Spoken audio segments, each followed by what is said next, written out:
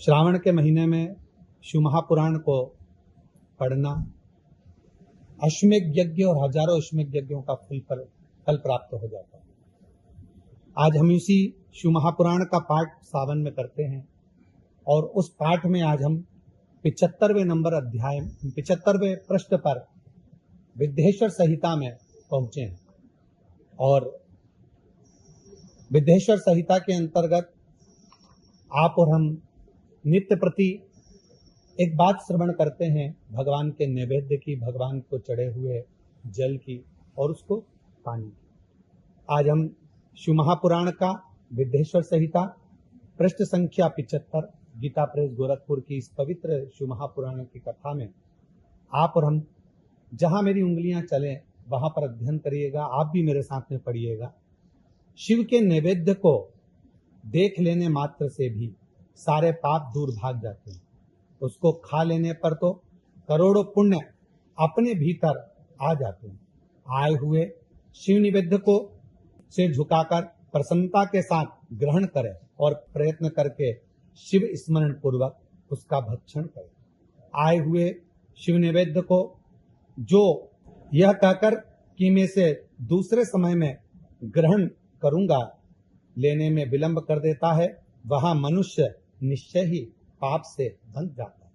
अर्थात शिव महापुराण की कथा कहती है कि अगर शिव जी का चढ़ा हुआ नैवेद्य हमको यदि प्राप्त होता है और हम उसको लेने में भी देरी कर देते हैं तो पाप ग्रस्त हो जाते हैं। अर्थात शिव का चढ़ा हुआ नैवेद्य तो जैसे ही सामने आए, प्रसाद सामने आए, शिव की बेलपत्र या प्रसाद के रूप में जल सामने आए, उसको तुरंत ग्रहण करना चाहिए। जिन्होंने शिव दीक्षा ले रखी हो उस शिव भक्त के लिए यह शिव नैवेद्य अवश्य भक्षण करना चाहिए।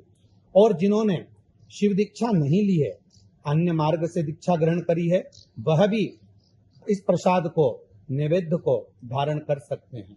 यह महाप्रसाद है, अतः वह हर व्यक्ति को सुख प्रदान करता है।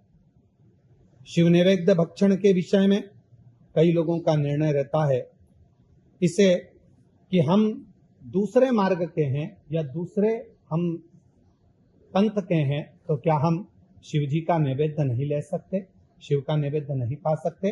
तो उसके लिए भी शिव महापुराण में वर्णन है। शिव की दीक्षा से युक्त शिव भक्त पुरुष के लिए सभी शिवलिंगों का नैवेद्य शुभ एवं महाप्रसाद है, अतः वह उसका अवश्य भक्षण करे। परंतु जो अन्य देवताओं की दीक्षा से युक्त हैं और शिव भक्ति में भी मन को लगाए हुए हैं, उनके लिए शिव नैवेद्य भक्षण के विषय में यह निर्णय है। इसे आप लोग प्रेम पूर्वक सुने। हे ब्राह्मणों, जहाँ से शालिग्राम शिला की उत्पत्ति होती है वहां के उत्पन्न लिंग में और अन्य रस लिंग में, पारद लिंग में, पाषाण में, रजत तथा स्वर्ण लिंग में, निर्मित लिंग में, देवताओं तथा सिद्धों द्वारा प्रतिष्ठित लिंग में, केसर निर्मित लिंग में, स्फटिक लिंग में, रत्न निर्मित लिंग में तथा समस्त ज्योतिर्लिंगों में विराजमान भगवान शिव के नैवेद्य का भक्षण चंद्रायण व्रत के समान पुण्य जनक है।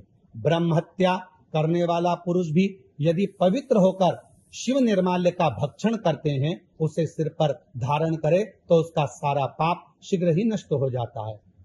वह शिव नैवेद्य का इतना वर्णन शिव महापुराण के अंतर्गत विद्येश्वर संहिता में करा गया है कि यदि अगर शिव नैवेद्य सामने आ जाए और हम उसको केवल स्पर्श मात्र कर लें, छू लें, प्रणाम कर लें, अपने मस्तक पर धारण कर ले या उसको पालें, तो गौ हत्या जैसे दोष से भी व्यक्ति मुक्त हो जाता है। इतना वर्णन किया गया। चंद्रायण व्रत के बराबर पुण्य फल भगवान शंकर के नैवेद्य को मात्र पा लेने से उसका फल प्राप्त हो जाता है। ऐसी पवित्र विद्येश्वर संहिता शिव महापुराण पृष्ठ संख्या 75। श्री शिवाय नमस्तुभ्यम।